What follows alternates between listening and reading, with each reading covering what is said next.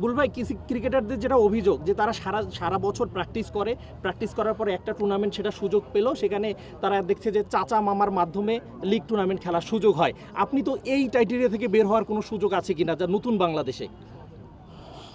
এটা তো খুব দুঃখের ব্যাপার যদি আপনি এই ধরনের কমপ্লেন করে থাকেন, কেননা ক্রিকেট খেলা হয় সম্পূর্ণ প্রপার সিলেকশন, প্রপার মেধার মাধ্যমে।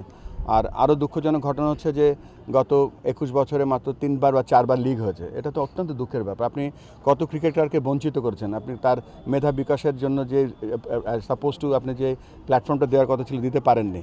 সো এই ভুলটা যেন আমরা না করি, কেননা মানে প্রত্যেকটা ট্যালেন্ট, আমরা কিন্তু সবসময় অনেক কথা বলি অমুক প্লেয়ার বের হয়েছে, অতজন খেলোয়াড় জাতীয় দলে খেলেছে, কিন্তু এই অবকাঠামোর যে ব্যর্থতা বা আমাদের যে প্রপার ক্রিকেটের ইনফ্রাস্ট্রাকচার, শুধু না ক্রিকেটের যে কালচার, সেটা গড়ে উঠতে না পেরে কত খেলোয়াড় যে আমরা শেষ করে দিয়েছি সেটা কখনো আমরা তাদের স্বপ্নকে শেষ করে দিয়েছি, ওই হিসাবটা আমাদের কাছে নেই।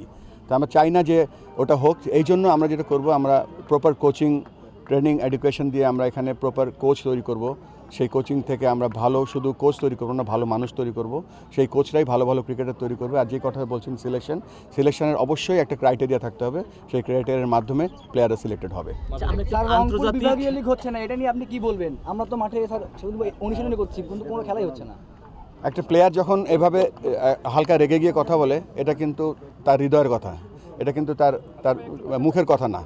এটা অত্যন্ত লজ্জার ব্যাপার যে আমরা এখনও এখানে বিভাগীয় ক্রিকেট করতে পারছি না। তবে আসার কথা হচ্ছে যে এই যে আমাদের ক্রিকেটের যে 25 বছরের টেস্ট যে উদযাপন করছি, এটা সাথে সাথে আমরা যে বলছি যে লঞ্চ প্যাড হিসেবে ক্রিকেট ডিসেন্ট্রালাইজ করতে যাচ্ছি। আমরা ইনশাআল্লাহ আমরা রাজশাহী এবং রংপুর মিলে একটা জোন তৈরি করেছি। এই জোনে প্রিমিয়ার লিগ হবে, এই জোনে মেয়েদের ক্রিকেট হবে, এই জন্য বড় বড় ট্রেনিং অ্যান্ড এডুকেশন হবে, এখানে ট্যালেন্ট সার্চ করা হবে। ইনশাআল্লাহ চেষ্টা করব যেন আপনারা দোয়া করবেন, সাহায্য করবেন, যেন আমাদের এই প্রচেষ্টাগুলো আমরা সফল করতে পারি। এগুলো সফল করতে হলে আমাদের একজন বা শুধুমাত্র ক্রিকেট বোর্ডের কয়েকজন দিয়ে হবে না, আপনাদের সকলের সাহায্য সহযোগিতা লাগবে। বাট আমাদের যতটুকু করার আমরা পুরোটা করবো ইনশাআল্লাহ।